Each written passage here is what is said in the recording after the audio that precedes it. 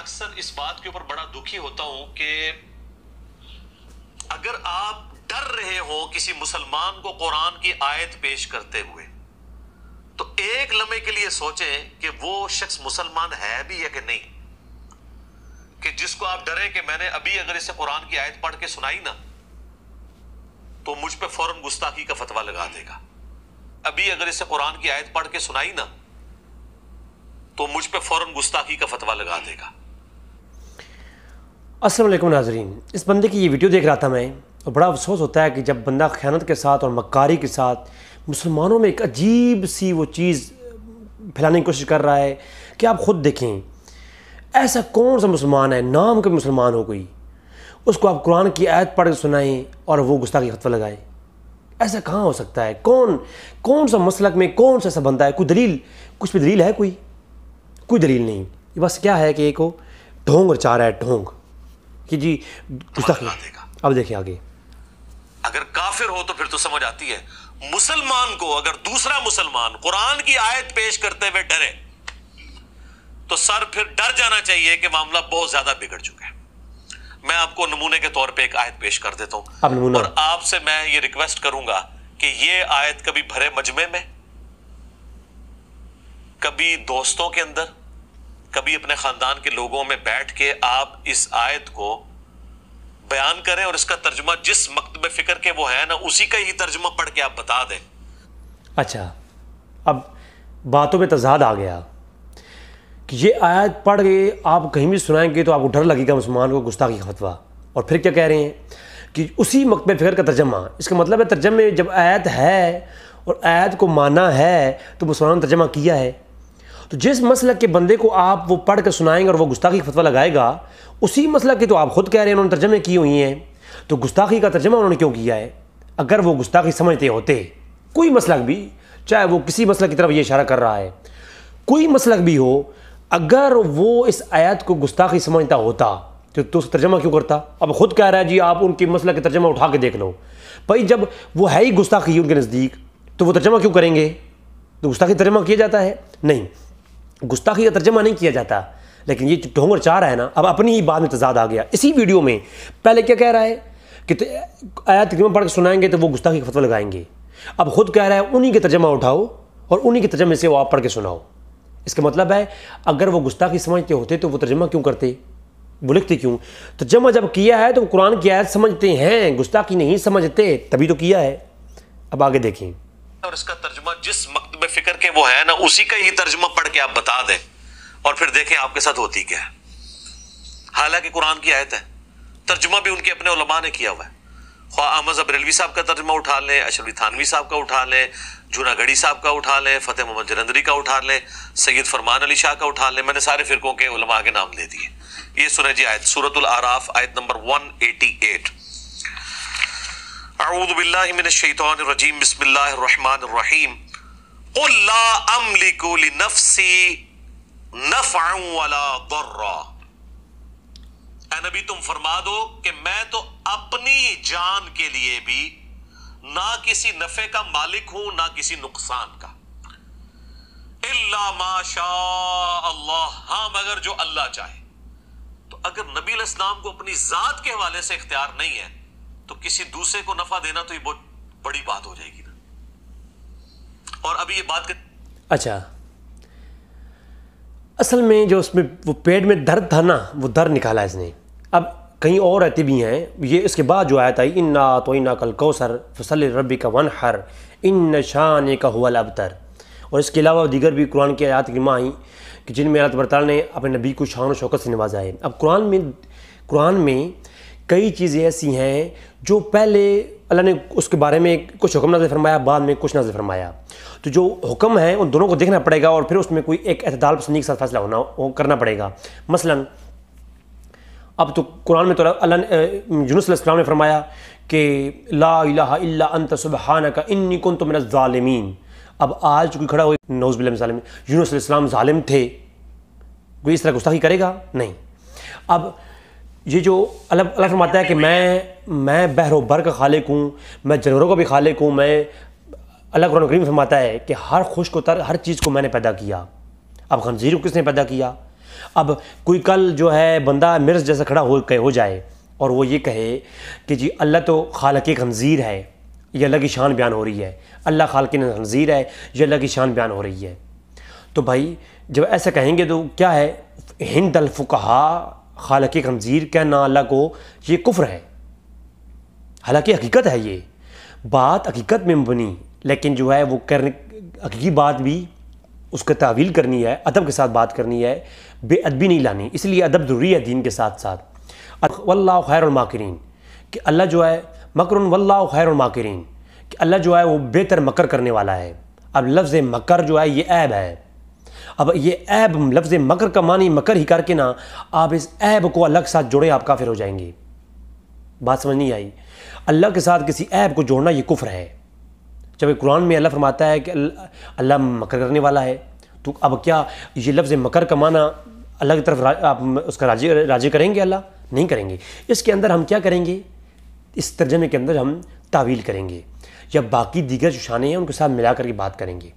اب جہاں نبی کی شان دیگر معاملات میں بیان ہوئی ہے، تو ایک وہ آیت جس کے بعد اور کئی آیتیں اس کے جو ہے نا وہ اگلا میری گفتگو آنے والی ہے اس پہ انشاءاللہ، اور اس آیت کے اوپر آج سے 4 سال قبل میرا کلپ موجود ہے۔ یہ کہتا ہے نا لوگوں کو سنائیں گے تو گستاخی ہو جائے گی اور لوگ آپ پر فتویٰ لگائیں گے گستاخی کا۔ یہ بندہ فقیر کا آج سے 4 سال قبل کا اس ویڈیو موجود ہے اس آیت کے اوپر، اس آیت کے اوپر بندہ فقیر کا روزے کی حالت میں، جھوٹ نہیں بول رہا، میرا آپ چیک کر دیں یوٹیوب پر، 4 سال قبل کا میرا کلپ موجود ہے میں بندہ فقیر کا۔ تو یہ کیا کہہ رہا ہے کہ جی اگر اس کو آیت کو بیان کریں گے تو آپ کے اوپر فتوے لگیں گے۔ اس آیت کے اوپر تو علماء نے بحث کی ہے، ہر کتب کے اندر بحث کی ہے، میں کتابیں دکھانے لگ جاؤں تو ہر مسئلہ کے علماء نے اس آیت کو اپنی خطابوں کے اندر بیان کیا ہے۔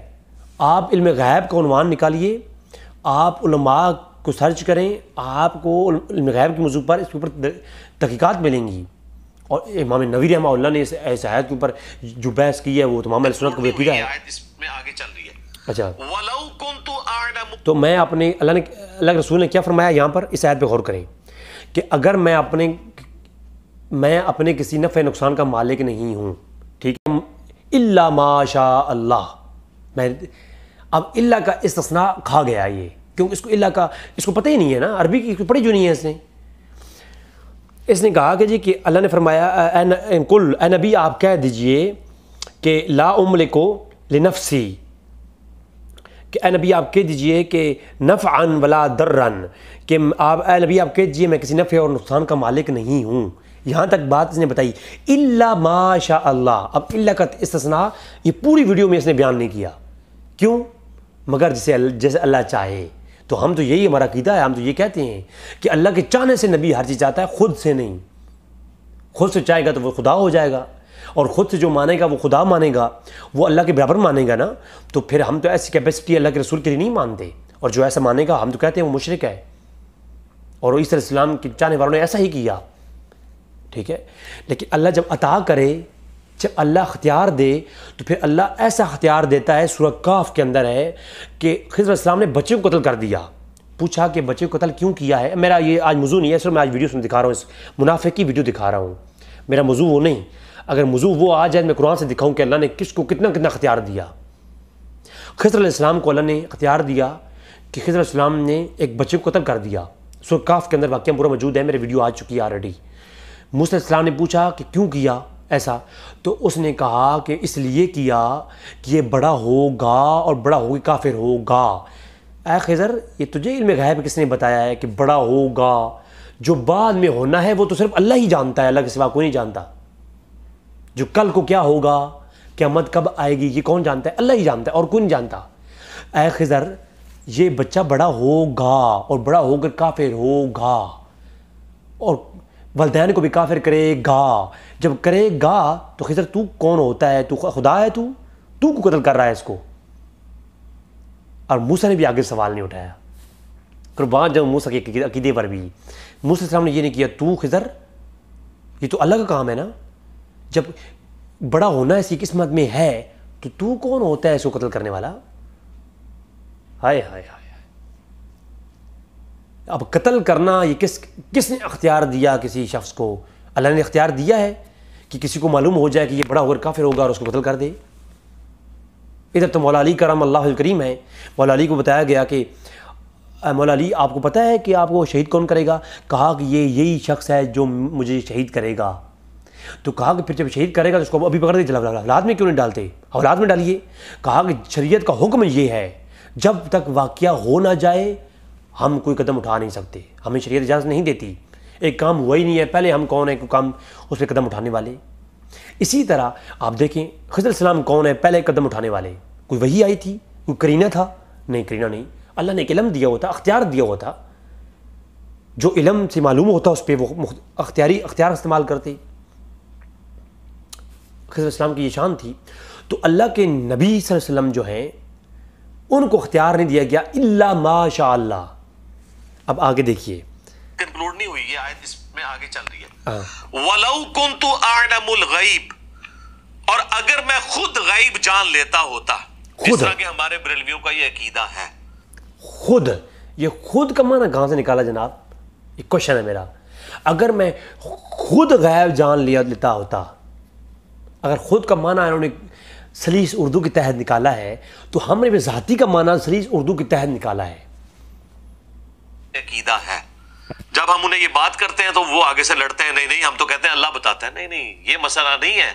آپ یہ کہتے ہیں کہ اللہ تعالیٰ نے یک مشت سارا علم دے دیا ہوا ہے، اب نبی علیہ السلام کو اللہ کو کنسلٹ کرنے کی ضرورت نہیں، وہ خود ہی حاصل کر لیتے ہیں۔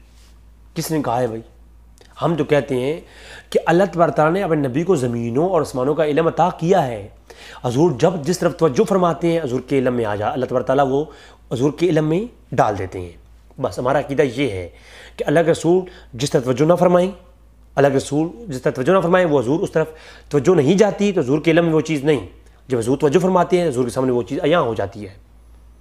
بات سمجھا رہی ہے نا؟ اس پہ میرا اہل سنت عقیدے کے اوپر میرا گھنٹے کے کلپ آ چکا ہے، وہ آپ سن سکتے ہیں۔ دیا ہوا ہے، اب نبی علیہ السلام کو اللہ کو کنسلٹ کرنے کی ضرورت نہیں، وہ خود ہی حاصل کر لیتے ہیں۔ یہ نہیں ہم کہہ رہے ہوتے کہ آپ یہ کہہ رہے ہیں کہ وہ اللہ کی مدد کے بغیر حاصل کیا، نہیں، آپ کہتے ہیں سب کچھ مل گیا۔ یقین نہ ہے تو آپ اعلیٰ حضرت کا ترجمہ پڑھ لیں، الرحمن علم القرآن خلق الانسان علمہ البیان، اس کا ترجمہ انہوں نے کیا ہے کہ اللہ تعالیٰ نے انسانیت کی جان محمد صلی اللہ علیہ وآلہ وسلم کو پیدا کیا اور ما کانا و ما یکون کا علم انہیں سکھا دیا۔ ما کانا و ما یکون یعنی جو کچھ تھا اور جو کچھ ہوگا سب کا علم دے دیا۔ تو اب فرق صرف رہ گیا ذاتی عطائی کا۔ ویسے تو اب انہوں نے کیا پیش کیا کہ ما کان و ما یکون کا علم دے دیا۔ امام احمد رضا خان نے ترجمہ میں لکھا ہے، میں قربان جاؤں امام احمد رضا خان فاضل بریلوی پر، یہ ترجمہ امام احمد رضا خان لکھا ضرور ہے، لیکن یہ جو ترجمہ ہے نا امام احمد رضا خان نے، میں یہ سمجھتا ہوں گا کم سے کم کچھ بھی نہیں نا تو کم سے کم 100 سے زیادہ تفسیر پڑھنے کے بعد یہ ترجمہ کیا ہے۔ میں بڑے چیلنج کے ساتھ کہہ رہا ہوں، میں مرزا صاحب کی نسل کو بھی چیلنج کر رہا ہوں، یہ 100 سے زیادہ تفسیریں پڑھنے کے بعد امام احمد رضا خان فاضل بریلوی نے یہ ترجمہ کیا ہے۔ میں آپ کے سامنے پڑھ دیتا ہوں، یہ جو ترجمہ ہے نا علم غیب والا کہ ما کان و ما یکون، یہ ترجمہ امام ابن جریر طبری نے کیا، البیان فی کتاب العلم کے اندر علامہ دمشقی الحنبلی العادل ابن عادل نے کیا، اور کہا کہ وہ قول لاتے ہیں کس کا؟ ابن عباس کا ابن کیسان کے واسطے سے، کہتے ہیں کہ بالحاظ المراد بالانسان ہن محمد، کہ یہاں انسان سے مراد کیا ہے؟ انسان سے مراد کیا ہے؟ محمد صلی اللہ علیہ وسلم ہے۔ حلب البیان کے تحت لکھتے ہیں ابن عادل وکیل ما کان و ما یکون، اس میں کیا ہے؟ ما کان و ما یکون ان الاولین والآخرین و یوم الدین۔ یہ جو احمد رضا خان نے ما کان و ما یکون لکھا ہے نا میری جان، یہ احمد رضا خان کو بعد میں آپ اتنے گھٹیا انسان ہو کہ آپ آج کے مولویوں یا آج کے علماء کے اوپر لعن طعن کرنے کے لیے ان کے اکابرین کے اوپر لعن طعن کرتے ہو، لیکن آپ میں جرأت ہے نا، جرأت، تو آپ ابن عادل کے اوپر فتویٰ لگاؤ، اور ابن عادل کے اوپر نہیں، ابن عباس کے اوپر لگاؤ۔ یہ حضرت ابن عباس عبداللہ ابن عباس رضی اللہ تعالیٰ کا بیان ہے۔ آپ فرماتے ہیں کہ انسان سے مراد کیا ہے؟ انسان سے مراد کیا ہے؟ امام طبری نے اس کو یہ لے کے آئے، امام سیوطی در المنصور کے اندر لے کے آئے، اور اس کو ابن حمید نے، ابن منذر نے، اور ابن جریج نے، اور انہوں نے اپنے علامہ بغوی نے تفسیر بغوی کے اندر بھی اس کو روایت کیا ہے، اور دیگر ائمہ نے بھی اس کو روایت کیا کہ اس سے مراد کیا ہے؟ بیان سے مراد کیا ہے؟ المراد و بیان وکیل ما کان وما یکون لان ان اولین والآخرین یوم الدین، اول و آخرین کا ما کان وما یکون کا علم۔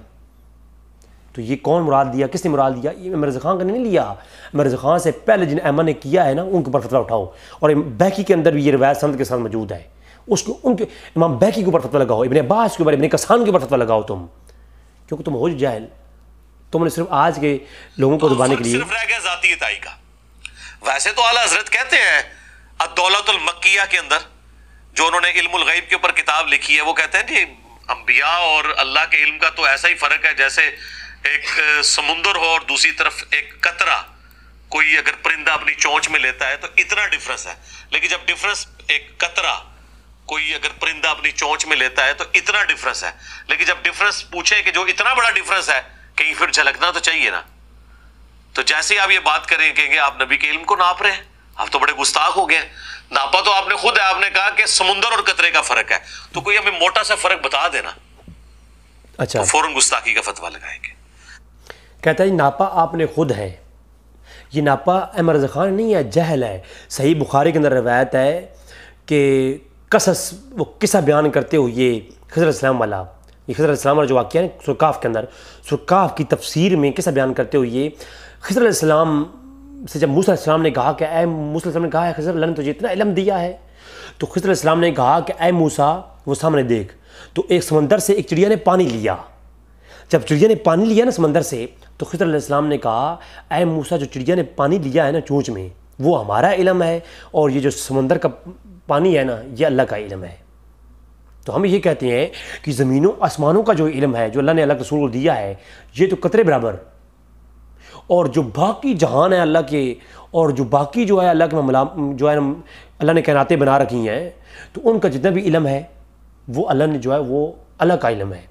تو ہم زمین و آسمان کا جو علم ہے، اس کائنات کا جو علم ہے، ہم اعلیٰ عالمین کا جو علم ہے وہ اللہ کی رسول کو عطا ہونا مانتے ہیں، ٹھیک ہے۔ کمپیٹنسی نہیں ہے، جس طرح عورت کو اختیار نہیں ہے کہ وہ اپنا دودھ اتار سکے،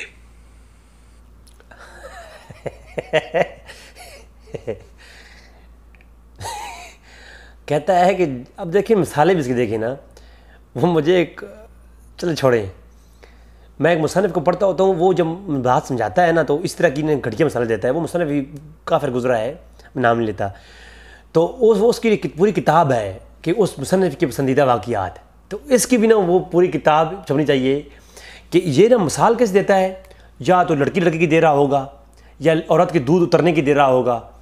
اب کہتا ہے کہ جس کو عورت کو دودھ اتارنے کا اختیار نہیں ہے، تو آج کل تو بھائی میڈیسن آ گئی ہیں، میڈیسن کے ذریعے عورت اتار بھی سکتی ہے اپنے اختیار کے ساتھ، تو اب یہ کیا ہے، اب میڈیسن خدا یا غیر، یہ تو کوئی یعنی اب یہ کیسی مثالیں اس نے جوڑ رکھی ہوئی ہیں، آپ دیکھیں ذرا۔ جب تک وہ دوت ہے اپنے اختیار میں نہیں ہے اس کی، اسی طریقے سے کسی پیغمبر کے اختیار میں نہیں یہ چیز ہوتی کہ اسے کوئی غیبی خبر پتہ چل جائے، جب تک۔ میں اس بندے کو لعنتی سمجھتا ہوں جو عورت کے دودھ اترنے کی مثال کو اللہ کے رسول کے علم کی مثال کے ساتھ کمپیئر کر رہا ہے، میں اس کو جہل مطلق اور بد درجے کا بدیانتی اور جو الفاظ میں روزے میں ہوں نہیں کہنا چاہتا کچھ بھی۔ میں نہیں یہ چیز ہوتی کہ اسے کوئی غیبی خبر پتہ چل جائے جب تک اللہ تعالیٰ اس پہ ظاہر نہ کرتے، یہ کوئی کمپیٹنسی نہیں ہے جو آپ سیکھ لیں گے اور پھر آپ جب چاہیں فارمولہ لگائیں اور آگے رزلٹ نکلے، نہیں۔ اگر تم فرماؤ میں غائب جان لیتا ہوتا لستکثرت من الخیر، تو میں تو بہت خیر کثیر جمع کر لیتا۔ اب میرا چیلنج ہے، جو شاید کو مورا بناتے ہیں وہ چیلنج ہے میرا، وہ کہہ دیں کہ اللہ کے رسول نے خیر کثیر حاصل نہیں کی، چیلنج ہے میرا۔ اگر اس آیت کا جو ظاہری مفہوم معنی آپ یہی لیتے ہیں تو میرا چیلنج ہے کہ لکھ کے مجھے دے دیں کہ اللہ کے رسول کو زندگی میں کبھی خیر حاصل نہیں ہوئی، اور آگے اللہ کے رسول نے فرمایا کہ مجھے کوئی تکلیف حاصل نہ ہوتی، تو ذرا مجھے اس بارے میں ذرا لکھ کے دیں مجھے، میں آپ کو بتاؤں گا کہ اس کے بعد پھر آیتیں نازل ہوئیں۔ اللہ کے رسول نے فرمایا، اللہ نے فرمایا نبی بہت ساری خیر اکٹھی کر لینے کی بات ہی نہیں ہے، تو کہہ دے کہ تجھے لوگ خدا نہ مانیں، تیرے شرک نہ کریں، اس لیے تو کہہ دے کہ میں اپنی طرف سے کچھ نہیں جانتا، بس میں اعلان کروں گا پھر کہ تو خیر کثیر تجھے عطا کی ہے، انا اعطیناک الکوثر، کہ ہم نے نبی کو خیر کثیر عطا کیا۔ اس کا جو بیسک معنی ہے صرف حوض کوثر نہیں ہے، امام فخر الدین رازی نے لکھا اور دیگر مفسرین نے لکھا، اور پھر ابن عباس سے قول بھی ملتا ہے، ٹھیک ہے. وما مسنی السوء، اور مجھے کبھی کوئی تکلیف بھی نہ پہنچتی. یعنی اگر مجھے مستقبل کا خود پتا ہوتا تو مجھے تکلیف ہی نہ پہنچتی. کیا اللہ کے رسول کو صرف تکلیف ہی آتی رہی ہے، کبھی خیر حاصل نہیں ہوئی؟ میں تو یہ کہتا ہوں کہ اللہ کے رسول کو خیر کثیر عطا ہوئی ہے. اللہ کے رسول کو خیر کی انتہا درجے کمال عطا کیا گیا. تو یقیناً علم خیر ہے تو علم کا بھی کمال عطا کیا گیا. ٹھیک ہے. تو یہ کافروں کے لیے یہ آیات کفار کے لیے ہیں، اور کافر والی آیتیں جو مسلمانوں پہ چپساں کرتے ہیں. اچھا یہ 1 منٹ یہ ترجمہ کر دیتے ہیں ایمان لانا. میرا چیلنج ہے، اس بات بھی میرا چیلنج ہے. وہ بخاری اور مسلم میں روایتیں ہیں نا کہ وہ لوگ جو مسلمانوں کفار والی آیتیں مسلمانوں پہ چپسا کریں گے، اللہ کے رسول نے فرمایا وہ قوم عاد اور سمود کی طرح انہیں کاٹ ڈالو. وہ بدترین قوم ہوں گے اور وہ جہنم کے کتے ہوں گے. یہ بخاری مسلم میں روایت ہے نا. ذرا وہ جو بتائیں نا اس روایت کا مصداق کوئی تو ہے نا. کون ہے جو مسلمانوں والی کافر والی روایتیں آیتیں کافر والی آیتیں مسلمانوں پہ چپساں کرتا ہے؟ وہ کون ہے؟ کوئی تو ہوگا نا، کہ کوئی بھی نہیں ہے؟ کوئی تو ہے نا. تو اب یہ جو اس آیت میں ہے کل، اے نبی آپ کہہ دیجئے، یہ کل کا اطلاق کن کے لیے ہے؟ صحابہ کرام کے لیے. میرا چیلنج ہے اس بات کو کہ اللہ نے فرمایا اے نبی کل، تو کہہ دے اے نبی کہ جو ہے میں اگر غیب جانتا ہوتا تو مجھے کبھی کوئی تکلیف نہ ملتی. میں اپنے نفع نقصان کا مالک نہیں ہوں، مجھے کبھی کوئی تکلیف نہ ملتی اور میں بڑی ساری خیر اکٹھی کر لیتا. تو اللہ کے رسول کبھی یعنی خیر تو ملی نہیں ہے. اس آیت تو یہ ظاہر ہو رہا ہے نا، آپ یہ ظاہر کرنا چاہ رہے ہیں کہ اللہ کے رسول کو کبھی علم غیب کبھی نہیں تھا، اور جب تک کبھی علم غیب نہیں تھا تو کبھی خیر بھی نہیں ملی ہوگی. کیونکہ یہاں علم غیب کے ساتھ خیر جڑی ہوئی ہے، نفع جڑا ہوا ہے، نقصان جڑا ہوا ہے اور تکلیف جڑی ہوئی ہے. اگر اللہ کے رسول کو ہمیشہ نقصان ہوا اور تکلیف ملی تو اس کا مطلب ہے نفع اور خیر کبھی نہیں ملی، کیونکہ حضور غیب نہیں جانتے تھے. اور اگر غیب جانتے ہیں تو تبھی تو نفع اور خیر ملی ہوگی. تو اللہ تو قرآن میں فرماتا ہے کہ اے نبی ہم نے آپ کو خیر کثیر عطا فرمایا، انا اعطیناک الکوثر. جب اللہ نے خیر کثیر عطا فرمایا تو اس کا مطلب ہے اللہ نے نفع بھی عطا فرمایا اور اللہ نے علم غیب بھی عطا فرمایا. تو یہ چاروں چیزوں کو ایک ساتھ، کیونکہ ہر چیز کا وجود جدا ہے، ہر چیز کا وجود جدا ہے لیکن ہر چیز کا وجوب یکساں ہے. مرزا صاحب تو بس وہ پڑھ رہے ہیں نا، ترجمہ پڑھ کے تو بیوقوف بنا رہے ہیں نا. اور پھر اس آیت کا شروع کہاں سے ہو رہا ہے؟ کل، اے نبی آپ کہہ دیجئے، اعلان فرما دیجئے. کس کو؟ یہ چیلنج ہے میرا چیلنج ہے اس بات پہ. یہ کس کو اعلان فرما دیجئے؟ اگر صحابہ کرام کو بیان فرما دیجئے پھر تو میرے صاحب کی بات کسی حد تک مان لیں گے، لیکن اگر اس کا اطلاق اس وقت کے کفار کو تھا، اگر میں تفسیری پیش کروں گا، اگر جمہور کی رائے یہی ہے کہ اس آیت کے جو زیادہ مصداق تھے وہ کون تھے؟ کفار تھے. اگر کفار کے لیے یہ آیت نازل ہوئی اور کفار والی آیت مسلمانوں پہ چپسا کرنا کس کا طریقہ ہے؟ ان کا طریقہ ہے جنہیں اللہ کے رسول فرمایا جو جہنم کے کتے ہیں. کوئی 295 نہیں لگا. یہ صرف اپنی ایک وہ عجیب سی عوام میں ایک علماء کے خلاف ایک بھڑکا رہا ہے تاکہ علماء سے لوگ دور ہوں. پھر یہ طبقہ جو ہے تباہی کی طرف جاتا جائے. اب بنی اسرائیل کی آیت نمبر 56 پیش کر رہا ہے، بنی اسرائیل کی آیت نمبر 56 پیش کر رہا ہے یہ، اور آگے استمن آ رہی ہے. تو اس میں کیا کر رہا ہے یہ کہ کل ادعو. اب یہ کل کا جو اطلاق ہے یہ کس کے لیے ہے؟ کافروں کے لیے. اللہ کافروں سے بھی اب کفار والی آیتیں مسلمانوں میں چپساں کر رہا ہے. یہ آپ خود دیکھ لو، یہ آپ سمجھو، یہ کفار والی آیتیں مسلمانوں پہ چپساں کر رہا ہے صاف صاف. یہ سورۃ بنی اسرائیل کی آیت میں 56 و 57 ہے جس میں اللہ تبارک تعالیٰ فرماتا ہے کہ وہ کفار جو اللہ کے نیک ولیوں اور نبیوں کے بت بنا کر کے اور جنوں کے بت بنا کر کے ان کی پوجا کرتے ہیں، تو اللہ فرماتا ہے کہ یہ ان کو پتہ نہیں ہے کہ یہ جو نبی ہیں اور جو ولی ہیں یہ خود ان کا طریقہ کیا ہے. یہ طریقہ ان کا یہ تھا کہ یہ نبی اور ولی اپنوں میں سے جو زیادہ مقرب ہیں ان کے وسیلے دے کر کے اللہ کی برگاہ میں جو ہے وہ دعا کیا کرتے تھے.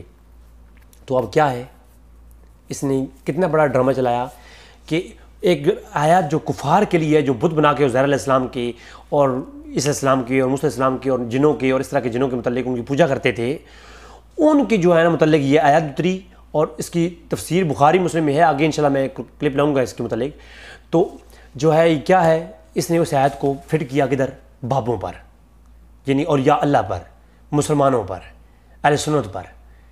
یعنی کافروں کی آیت مسلمانوں پہ چپساں کر رہا ہے. اور اللہ کے رسول نے فرمایا جو آیتیں مسلمانوں، جو کافروں والی آیتیں جو مسلمانوں پہ چپساں کر دیتا ہے، اللہ نے فرمایا وہ اس کلاب النار، وہ جہنم کے کتے ہیں. اللہ تعالیٰ ہمیں محفوظ فرمائے. السلام علیکم ورحمۃ اللہ وبرکاتہ.